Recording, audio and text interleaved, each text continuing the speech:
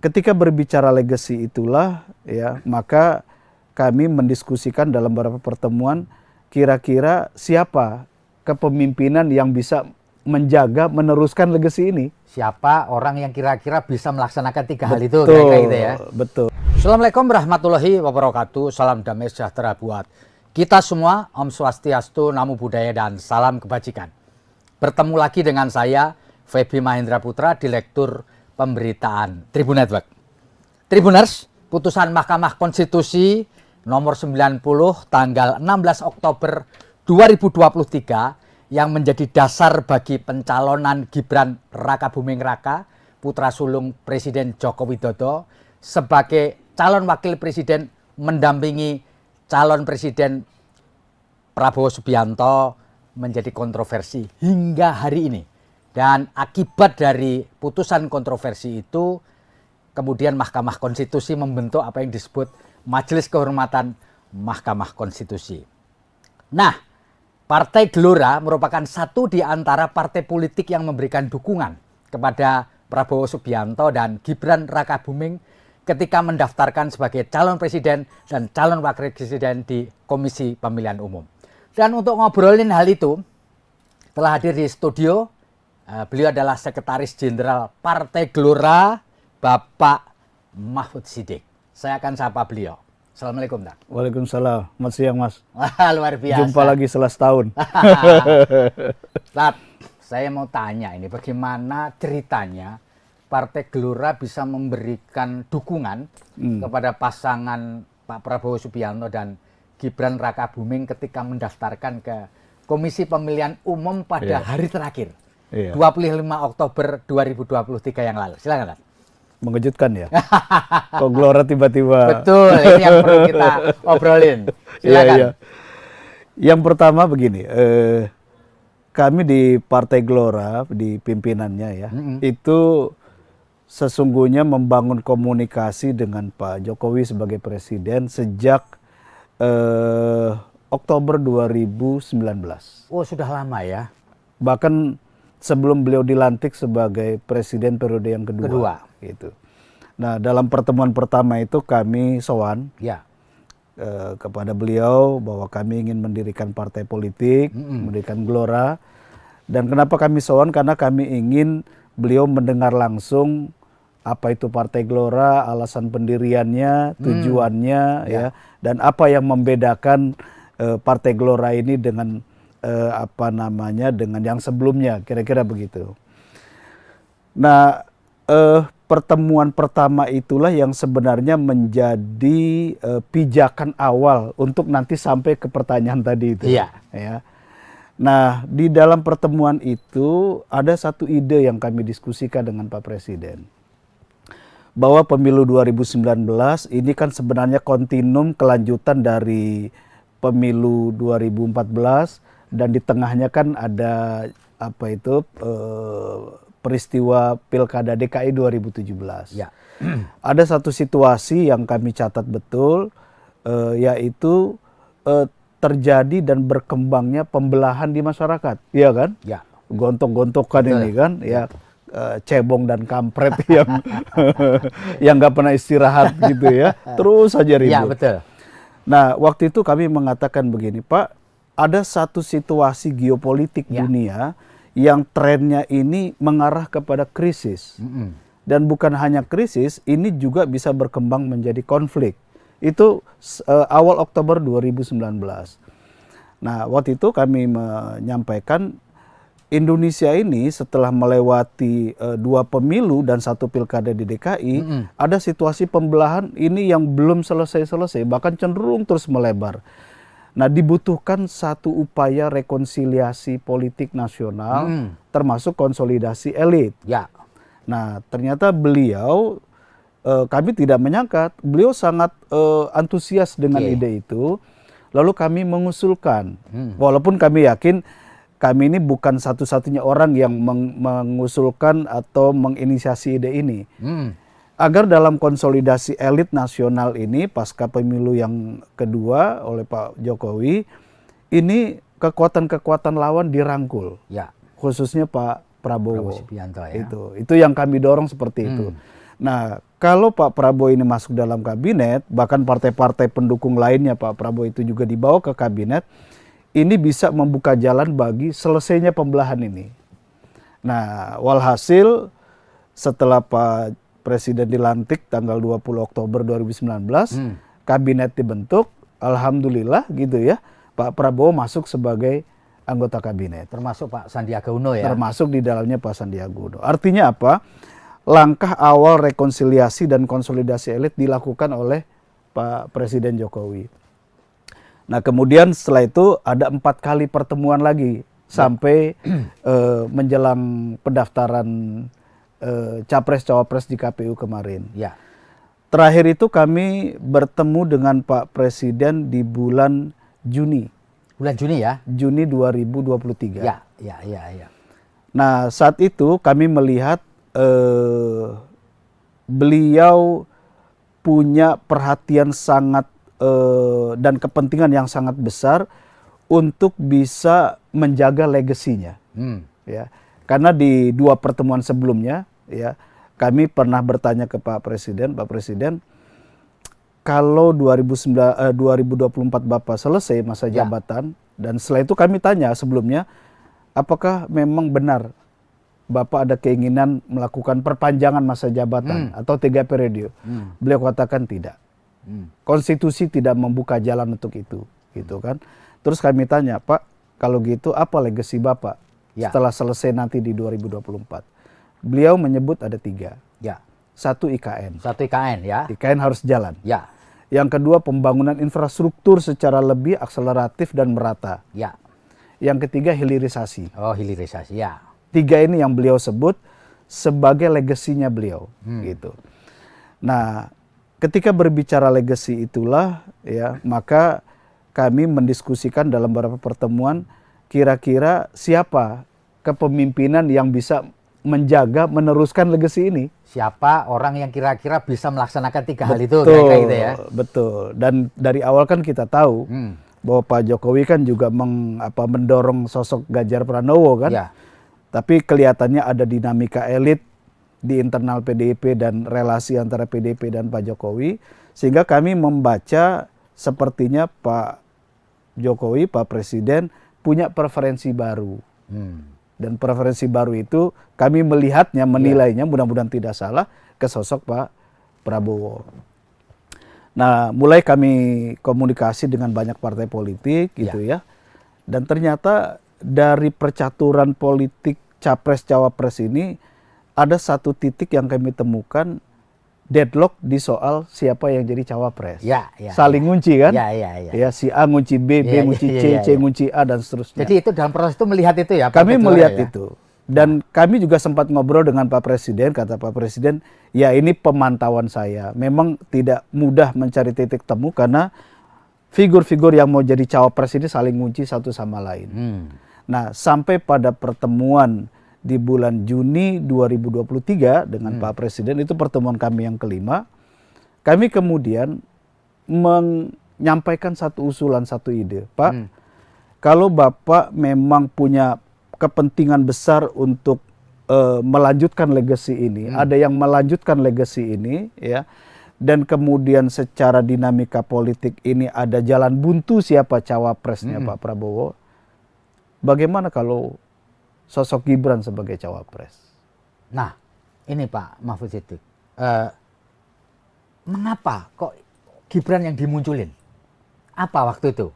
Kok nggak orang lain? Kenapa? Kenapa itu? Pertama begini, ketika figur-figur yang waktu itu muncul ke permukaan sebagai cawapres Pak Prabowo ya, dan saling ngunci satu sama lain, ya, saya nggak mau sebut partainya dan nama tokohnya gitu ya.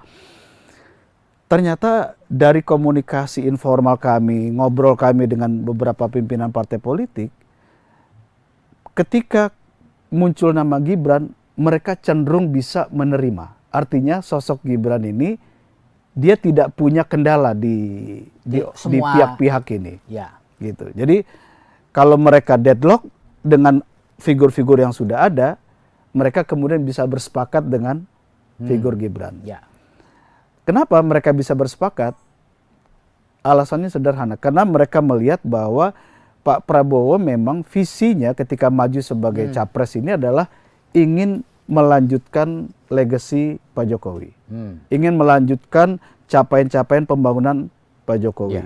Sehingga kalau itu yang menjadi visi Pak Prabowo, maka koalisi ini memang harus ada unsur dalam tanda petik ya, unsur perwakilan Pak Jokowi. Itu yang jadi pemikirannya itu pikiran yang berkembang di partai politik gitu ya, sehingga mereka akhirnya menerima, oke, daripada kita nggak bisa ketemu siapa sosoknya, akhirnya ya, dan itu terbukti dalam proses pengambilan keputusan antar ketua umum partai di Koalisi Indonesia Maju, ya akhirnya mereka sepakat mufakat Gibran sebagai cawapres. Pak Mahfud Sidik, ketika Partai Gelora menyampaikan usulan itu kepada Presiden, reaksi Presiden apa pada waktu itu? Menolak. Oh, menolak? Menolak. Alasannya apa Pak waktu itu? Pertama, ya kan nggak cukup umur. Oh, itu satu ya, waktu itu menolak karena nggak cukup umur. Yang sesuai kedua, ketentuan Undang-Undang Pemilu ya? Iya. Yang kedua, ya beliau kan baru berapa tahun sebagai wali kota. Artinya beliau punya penilaian, ya belum saatnya kira-kira begitu. Belum saatnya. Tetapi saat itu kami katakan bahwa sosok Gibran ini bisa menjadi solusi dari kebuntuan proses politik antar partai-partai yang akan mendukung Pak Prabowo. Seingat Pak Mahfud Sidik, pada waktu mengusulkan itu dalam pertemuan kelima itu, apakah sudah ada permohonan JR terhadap Undang-Undang Pemilu? Oh belum. Oh belum ya? Belum itu. Jadi setelah itu baru muncullah permohonan itu gitu. Itu proses yang saya juga tidak tahu ya, karena memang kita tidak pernah mendiskusikan atau membicarakan tema itu. Tapi kemudian memang kita tahu ada muncul judicial review dari beberapa pihak ya. Ada dari PSI, ada yang dari perseorangan. Kalau tidak salah ada 3. Partai Garuda. Iya, ada 3 pihak kalau tidak salah. Ya. Itu muncul setelah itu. Ya, tapi di bulan Juni itu ketika kami dari Partai Gelora mengusulkan sosok Gibran untuk menyelesaikan kebuntuan, ya kompromi politik di para partai pendukung Pak Prabowo, itu belum ada isu. Ya, Pak Mahfud, gini Pak Mahfud, ada satu missing link ini rupanya, ada rantai putus ini.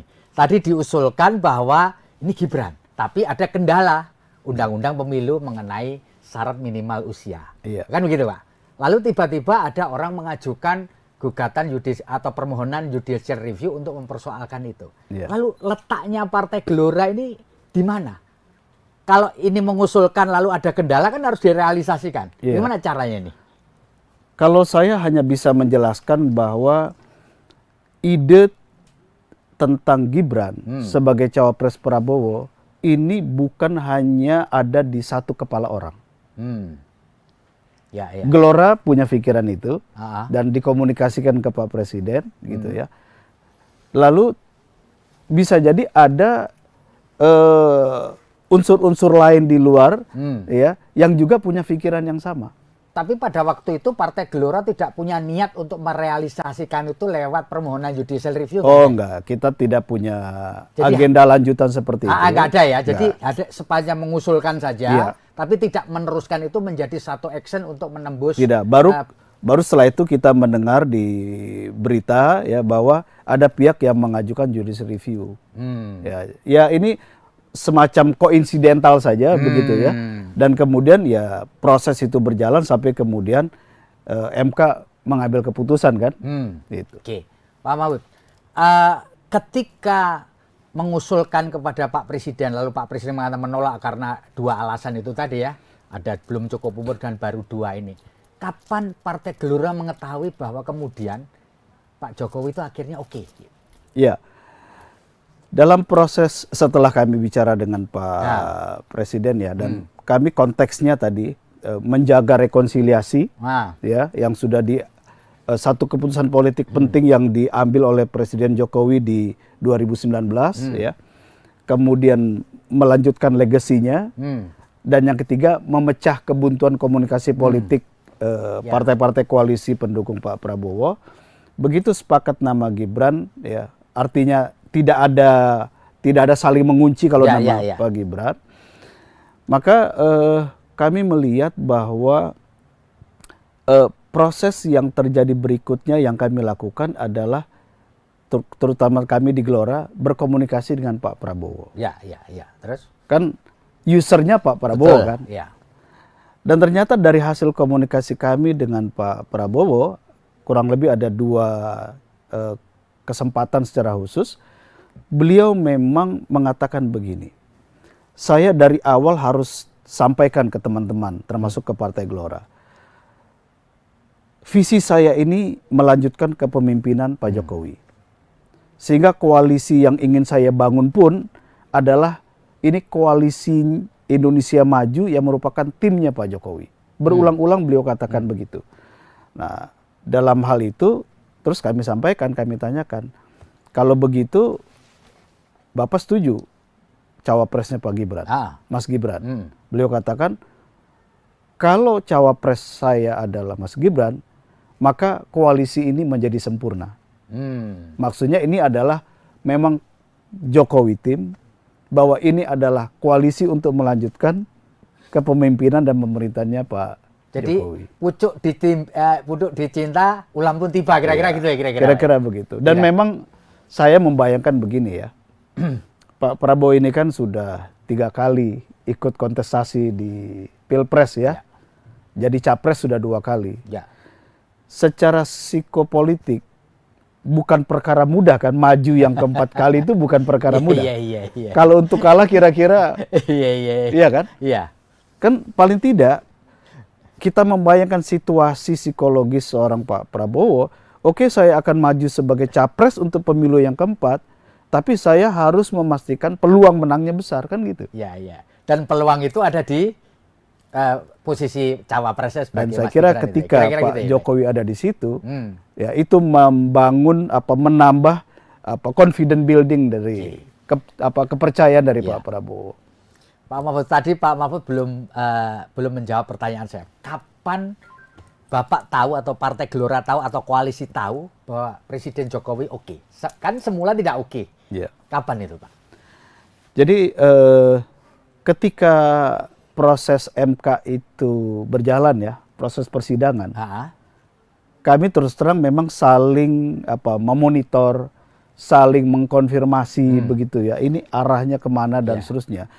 Karena ketika proses MK itu berjalan, pembicaraan di antara partai-partai calon koalisi Pak Prabowo itu masih belum mengkerucut kepada satu nama. Memang usulan nama Pak Mas Gibran sudah muncul, tapi di meja ini masih ada beberapa nama, begitu, masih ada beberapa nama. Dan ketika MK itu mengambil keputusan, kami juga sempat terkecoh, karena pagi itu kan, pagi itu putusannya ditolak, gitu kan. Sehingga kemudian waktu itu kami komunikasi dengan partai-partai politik, ya sudah kita tidak punya pilihan kecuali membahas kembali nama-nama yang sebelumnya sudah ada kan. Atau kalau ada nama-nama tambahan baru yang tidak terkendala oleh syarat umur, ya sudah kita bicarakan lagi. Seperti itu. Dan ya sore kemudian kita baru terkaget lagi kan, ketika ada putusan berikutnya ternyata. Nah begitu ada putusan berikutnya, kami kemudian memang komunikasi dengan pimpinan partai-partai, ya termasuk dengan Pak Prabowo kami komunikasi juga. Dan waktu itu Pak Prabowo mengatakan begini, kita akan segera membahas apa tindak lanjut dari putusan MK ini. Adanya putusan nomor 90 ini ya Pak ya? Iya, gitu. Dan saya ingat Pak Prabowo mengundang ketua-ketua umum partai kira-kira 2-3 hari setelah itu gitu ya, di Kertanegara. Dan beliau, tadinya saya berpikir beliau akan mengusulkan satu nama sebagai cawapres. Ternyata di pertemuan ketua-ketua umum partai itu beliau mengatakan begini, bahwa para ketua umum, kita belum akan memutuskan siapa sosok cawapres. Ini sudah ada putusan MK sudah ya, tanggal 16 ya. Tapi saya masih ingin mendengarkan pendapat dari pimpinan-pimpinan partai tentang siapa yang diusulkan. Nah, waktu itu semua partai yang hadir diminta menulis nama 1 sampai 3. Ya. Ada waktu itu ada selain Gerindra ada Golkar, ada PAN, ada Demokrat sudah gabung di situ gitu ya, ada PBB, PSI belum ya, ada Garuda ya. Kemudian ada juga Gelora di situ. Nah, semuanya menulis di kertas itu siapa yang diusulkan dan kita tidak tahu satu sama lain siapa yang diusulkan. Kemudian Gelora mengusulkan hanya 1 nama. Oh, 1 saja? 1 saja. Padahal boleh 3 ya? Padahal boleh 3. Ya. Gelora mengusulkan tetap Mas Gibran. Gitu. Kita usulkan begitu. Saat itu kami tanya, bagaimana pandangan Pak Jokowi tentang hal ini? Pak Prabowo tidak menjawab. Ya. Kita belum tahu karena kita belum akan putuskan. Nanti saya setelah mendapat usulan nama-nama ini, saya juga akan komunikasi, saya akan konsultasikan dengan Pak Jokowi. Ya. Itu. Jadi setelah itu mengerucut nama semua jadi Mas Gibran gitu ya? Betul. Dan setelah itu kan deklarasi itu tanggal 10 Oktober. Deklarasi di untuk Capres-Cawapres yang di Pak. Kertanegara. Kalau putusan MK itu tanggal 16 Oktober, Pak. Ya, sorry. 16 Oktober berarti setelah itu harusnya. Iya, setelah itu. Karena tanggal 25 terakhir toh. Oh iya, saya salah tanggal. 16 Oktober putusan MK. Nah, kemudian deklarasi itu kan tanggal sebelum tanggal 19 kalau tidak tanggal 19 tanggal 20 saya lupa. Ya. Setelah Amin dan Ganjar daftar ya. Ya. Nah, itu pertemuan berikutnya ketua-ketua umum partai. Ya. Jadi Amin sama Pak Ganjar mendaftar tanggal 19. Berarti Oktober. Besoknya. Ya, besoknya tanggal 20 ya. Ketua-ketua umum partai berkumpul ya. Dan disitulah Pak Prabowo menyampaikan hari ini kita akan mengambil keputusan siapa yang menjadi cawapres. Dan kami di pimpinan partai termasuk kami di Gelora itu berkeyakinan bahwa sebelum pertemuan itu Pak Prabowo sudah komunikasi dengan Pak Jokowi, Pak Presiden tentang nama-nama yang sudah diusulkan itu. Rapat itu berlangsung cepat. Cuma 2-3 menit gitu. Pak Prabowo mengatakan, saya sudah pelajari, saya sudah konsultasikan, dan kemudian hari ini kita akan putuskan siapa cawapres saya, dan saya usulkan nama Gibran Rakabuming Raka. Nah, apakah setuju semua? Ternyata semuanya setuju. Nah, pada saat itulah kami confirm bahwa Pak Jokowi sudah oke menyetujui Mas Gibran maju sebagai cawapres. Pak Mahfud, bahwa antara tanggal 16 sampai tanggal 20, ya kan? Berarti maksudnya ada 4 hari setelah 4 hari. Itu kan ributnya bukan main. Iya. Bukan ribut soal Gibran bisa maju, tapi proses di MK itu menimbulkan satu kontroversi yang luar biasa. Dan tidak ada satupun pakar hukum yang menyatakan bahwa putusan itu legal. Semua menyatakan ada sesuatu yang salah dalam putusan ini. Mengapa selama 4 hari itu putusannya tidak berubah? Padahal itu akan bisa menjadi persoalan di belakang hari. Dan sekarang muncul persoalan. Bisa dijelaskan, Pak Mahfud? Yang bisa menjelaskan Mahkamah Konstitusi dong. Enggak, maksud saya betul. Bahwa ini kemudian tentu Profesor Yusril sudah berpendapat. Banyak bahkan Pak SBY pun berpendapat, ya kan, bahwa itu cacat gitu. Artinya kalau cacat bisa menjadi persoalan di belakang hari. Mengapa tetap kekeh gitu dalam 4 hari ini, meskipun Profesor Yusril yang ada di PBB mengatakan hal yang sama, Pak SBY mengatakan hal yang sama. Why?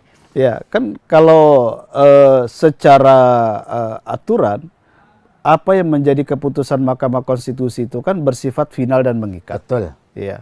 Artinya apapun keputusannya, sekontroversi apapun keputusannya, maka petitumnya itu dia final dan mengikat. Bahwa sekarang ini ada proses di Dewan Etiknya itu persoalan etik ya, itu persoalan lain. Yang itu tidak akan membatalkan putusannya. Terus terang kami saat itu setelah putusan MK memang tidak concern atau mencermati isu proses pengambilan keputusan, tidak. Tapi yang menjadi perhatian kami adalah apa tindak lanjut setelah putusan ini. Gitu. Jadi artinya boleh saya simpulkan Partai Gelora menganggap apapun reasoningnya, apapun alasannya, putusan itu sudah berlaku, mengikat dan final, jadi nggak ada masalah, bablas saja gitu. Ya, karena sebelumnya kan juga kita pernah melihat ada putusan-putusan MK yang secara proses atau petitumnya ada pro kontranya, tapi kan pada akhirnya dia final dan mengikat. Ya, misalnya dulu ketika MK memutuskan suara terbanyak gitu ya, itu kan juga pro kontranya luar biasa kan. Tapi kan pada akhirnya partai-partai tidak bisa berbuat apa-apa karena putusannya itu final dan mengikat. Dalam case ini ya kami menganggap putusannya final dan mengikat. Prosesnya bagaimana itu kan sesuatu Urusan yang berjalan yang di berbeda, dalam ya. MK gitu kan. Jadi urusan lain lah istilahnya. Urusan lain. Kalau ada etik yang dilanggar ya itu urusan apa namanya dewan etiknya kan begitu. Pak Mahfud, apakah ini juga nanti gelombang ketidakpuasan yang sifatnya menimbulkan satu isu mengenai politik dinasti itu nanti justru tidak merugikan pasangan Pak Prabowo Gibran dan terutama Partai Gelora sendiri, Pak? Jadi begini, gimana ini? Ketika misalnya ketika Pak Prabowo sudah memutuskan cawapresnya Mas Gibran, saya waktu itu coba melakukan testing the water. Saya cek di lapangan. Jadi misalnya di Cirebon saya bikin 400 spanduk. Gibran pemimpin muda Indonesia. Ada foto Mas Gibran, tulisannya begitu. Kita pasang di 400 titik. Saya minta dalam 2-3 hari dipantau apa reaksi masyarakat. Ternyata yang saya temukan laporannya, sebagian besar masyarakat itu menyambut positif. Artinya apa? Ada satu situasi di masyarakat yang berbeda dengan apa yang menjadi pro kontra di kalangan elit politik. Ya. Di masyarakat ternyata sampai hari ini mereka tidak terlalu paham, tidak terlalu nyambung dengan isu politik dinasti. Itu. Ya. Termasuk mereka juga tidak terlalu nyambung, tidak terlalu paham dengan mekanisme proses pengambilan keputusan, tidak.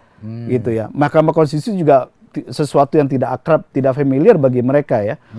Tetapi mereka punya antusiasme, ada respon positif terhadap kemunculan sosok orang muda sebagai calon pemimpin baru di Republik ini. Dan itu luar biasa responnya. Jadi saya kira kita harus coba melihat realitas publik di grassroots dengan membedakannya dengan apa yang menjadi dinamika di tingkat elit, pro kontranya. Oke. Pak Mahfud Siddiq, saya agak tergelitik ketika Pak Jokowi kepada Partai Gelora mengatakan selain kendala usia, ada kendala pengalaman yang hanya baru 2 tahun jadi wali kota.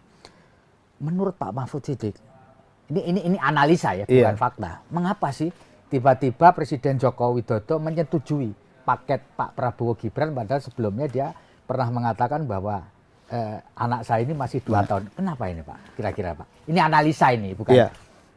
Saya mau kembali lagi kepada apa yang pernah kami diskusikan dengan Pak Jokowi. Ya. Kan di pertemuan pertama idenya, dan alhamdulillah kami bersyukur diterima oleh Pak Jokowi, ide tentang rekonsiliasi nasional dan konsolidasi elit.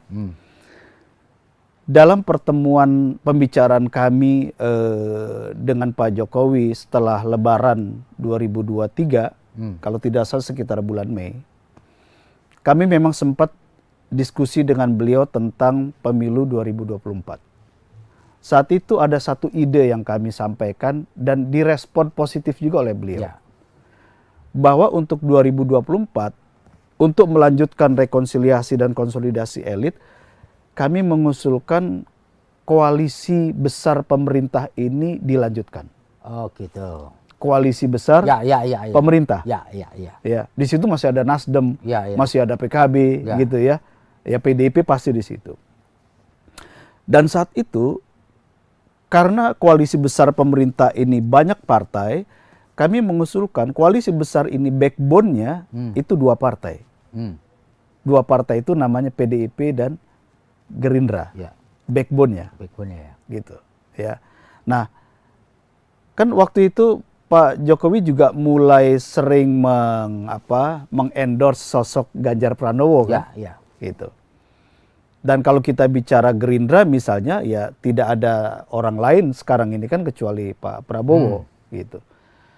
Sehingga memang dalam pikiran kami ketika PDIP dan Gerindra ini sebagai backbone, ya, maka dua partai ini dan Pak Jokowi nantinya yang akan membuat formula siapa figurnya.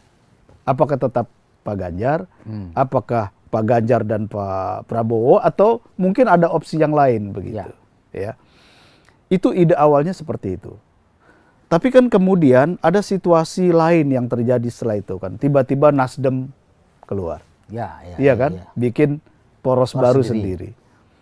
Lalu PKB yang semula sudah dengan Gerindra tiba-tiba di ujung keluar. Iya kan? Artinya ada satu dinamika elit yang tidak pernah kita kalkulasi sebelumnya, tapi itu menjadi semacam mengubah lapangan permainan. Ya, mengubah konfigurasi para pemain begitu. Sehingga kemudian dalam proses berikutnya ketika Pak Prabowo menjadi figur yang oleh Pak Jokowi dianggap lebih dalam tanda petik ya, lebih bisa mewakili legasinya, maka pertanyaannya kan kemudian Pak Prabowo ini harus dengan siapa kan kira-kira gitu. Nah saat itu terus terang kami masih mendorong ide ada dua opsi. Itu apa itu? Prabowo Ganjar atau Prabowo Mbak Puan. Oh ya. Sempat muncul itu ya Mas? Itu kami munculkan opsi-opsi itu dalam diskusi dengan Pak Presiden. Dan anunya responnya positif waktu itu. Dan Pak Presiden mendorong Pak Prabowo untuk membuka komunikasi itu dengan PDIP. Nah, cuma kan saya tidak tahu persis ya, tapi dari ungkapan-ungkapan yang muncul kelihatannya komunikasi politik di antara petinggi-petinggi ini, di antara para kingmaker ini kan yang tidak berjalan mulus gitu. Sehingga kemudian akhirnya Pak Prabowo mulai berpikir ulang bahwa koalisi besar dengan backbone PDIP dan Gerindra ini kelihatannya jalan buntu.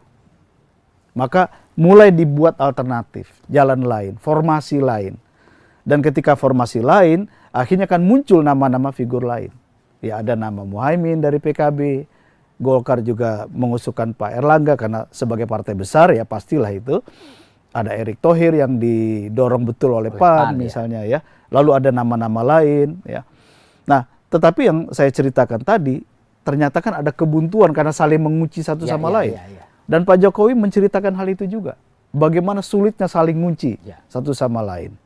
Dan dalam situasi seperti itulah, ketika memang ide awal backbone dua partai ini tidak bisa berjalan, skenarionya, lalu muncul skenario yang kedua, tapi kemudian calon cawapresnya saling mengunci, nah, disitulah di ujung muncul nama Gibran. Jadi Gibran ini nama yang tidak muncul dari awal, itu muncul di ujung sekali. Ya.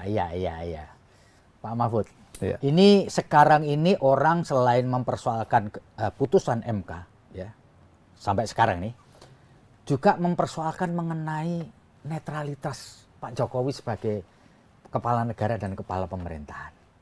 Pak Mahfud yakin nggak Pak Jokowi bisa menempatkan diri? Kalau orang Jawa bilangnya empan papan, bisa menempatkan dirinya. Bagaimana ini penjelasannya, Pak? Ya, saya kira begini, kita bicara realitas politik dulu ya. Pemilu ya, Pilpres dan Pileg ini kan tidak terjadi di dalam ruang kosong kekuasaan kan tidak. Iya kan? Ketika kita pemilu nanti kan masih ada presiden yang berkuasa kan. Betul. Gitu. Dan itu terjadi dalam setiap pemilu. Jadi kalaupun seorang presiden atas dasar etika politik, atas dasar moralitas politik, komitmen demokrasi, berupaya untuk menegakkan netralitasnya, tidak memihak dan satu dengan calon-calon tertentu misalnya, dalam prakteknya, yakinkah kita itu bisa 100%? Kagak ya? Enggak ya? Iya. Dan ini situasi yang bisa terjadi di pemilu-pemilu sebelumnya kan? Iya kan? Iya. Karena ya pemilu ini nggak terjadi di ruang hampa kekuasaan, tidak. Iya. Sebagaimana pilkada. Iya. Iya kan? Iya. Jadi saya terus terang masih terus mengapresiasi langkah-langkah yang dilakukan oleh Pak Jokowi. Misalnya kemarin, dengan situasi politik, dengan dinamika komunikasi politik, dengan tensi politik yang sedang tinggi ini, tiba-tiba seorang Presiden Jokowi mengambil inisiatif mengundang makan siang 3 capres. Itu luar biasa loh, menurut saya ya. Bukan karena ini cuman gimmick-gimmick aja untuk ini, bukan ya? Kalau orang tidak punya ide yang melatar belakangi langkah itu, saya nggak yakin akan melakukan atau mengambil keputusan itu. Punya ide tentang itu. Tapi karena beliau ini di back mind-nya memang ada ide tentang rekonsiliasi, ada ide tentang menjaga pemilu ini harus menjadi jembatan yang baik bagi kita, dan beliau selalu mengingatkan kan, di depan ini dunia sedang tidak baik-baik saja, iya kan? Masa kita mau ribut dengan situasi dunia yang sedang tidak baik-baik saja? Saya kira atas dasar pikiran-pikiran itulah beliau mengundang 3 capres itu makan siang. Orang bisa bilang dengan sinisme itu gimmick aja, tapi bagi saya kira tidak. Enggak ya? Tidak. Oke. Memang ada pesan yang ingin disampaikan ke masyarakat. Ada message yang ingin disampaikan kepada publik ya. Karena publik menilai pesan yang ingin disampaikan adalah netralitas. Ya, ada batas-batas netralitas kan Pak, yang enggak boleh dilanggar kan, betul enggak ya? Bahwa seseorang nggak mungkin tidak memihak, tapi ada plafonnya gitu, ada batasnya gitu kan. Setuju ya Pak Mahfud ya? Ya pastilah. Tidak ada yang netralitas 100% tuh nggak ada. Dan saya kira di hari yang sama kan para presiden juga bicara dengan para kepala daerah kan. Dan di situ kan tegas, tidak boleh mengintervensi KPU kan, itu bentuk konkret dari netralitas kan sebenarnya. Pak Mahfud, bahwa politik ini ada giumnya take and give ya. Memberi dan menerima lah kira-kira. Apakah dalam koalisi besar yang dipimpin oleh Pak Prabowo ini sudah ada take and give? Bagi-bagilah, berarti Gelora dapat apa, PBB dapat apa. Karena saya mendengar bahwa Pak Prabowo itu lebih konkret gitu loh di dalam mengatur take and give gitu. Benar nggak Pak? Kalau bagi-bagi tugas sudah. Oh, bagi-bagi tugas sudah. Bagi-bagi tugas sudah. Ya, kalau jadi bagi-bagi posisi? Apa porsi pekerjaan Gelora misalnya ya, itu sudah. Ya. Walaupun nanti di tim pemenangan yang dipimpin oleh Pak Rosan itu nanti akan lebih didetailkan gitu. Tapi kalau bicara power sharingnya misalnya ya menang dulu lah. Jadi ya, menang dulu baru. Menang dulu. Daripada udah ribut power sharing ternyata nggak menang, bikin sakit hati. Makan pepesan kosong ya Pak ya. Jadi itu baru nanti akan dibahas setelah menang ya. Saya kira kita fokus karena waktu ini kan cuma tinggal 4 bulan ya, 4 bulan sedikit. Kita fokus pada pembagian kerja, fokus kerja. Gitu. Tapi kalau ngomong-ngomong boleh ini berandai-andai Pak. Sebenarnya Partai Gelora itu menginginkan portofolio apa sih Pak? Partai Gelora itu kan mesti dong kepingin harapan boleh dong. Partai Gelora ini partai baru. Ya. Dan di KPU sebagai pengusul pun juga tidak termaktub kan? Kita ini cuma pengusung gitu ya, cuma pendukung. Ya.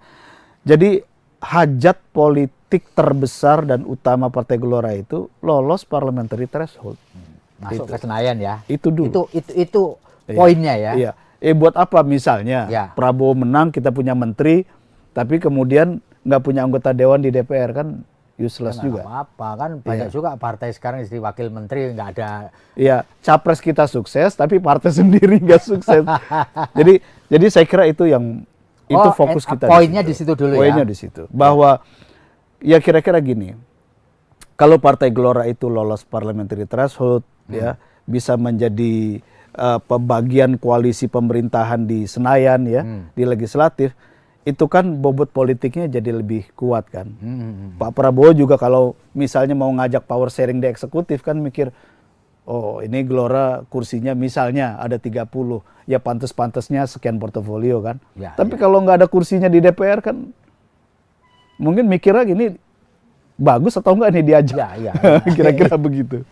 Pak Mahfud ini kan politisi senior nih ya, kalau boleh ditaik. Boleh nggak atau bisa nggak Bapak perkirakan ujung dari semua ini apa nanti?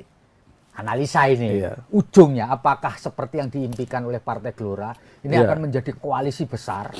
Jadi nanti kalau toh Pak Prabowo menang, dia akan menampung seluruh lawan politiknya di dalam satu kapal besar untuk menghadapi situasi yang serba Pak menentu, atau gimana Pak? Iya. Pak Mahfud? Dalam 6 kali pertemuan kami dengan Pak Jokowi, dan pertemuan itu selalu tertutup, ya tidak untuk konsumsi media, karena memang kami bicara secara lebih personal, terbuka.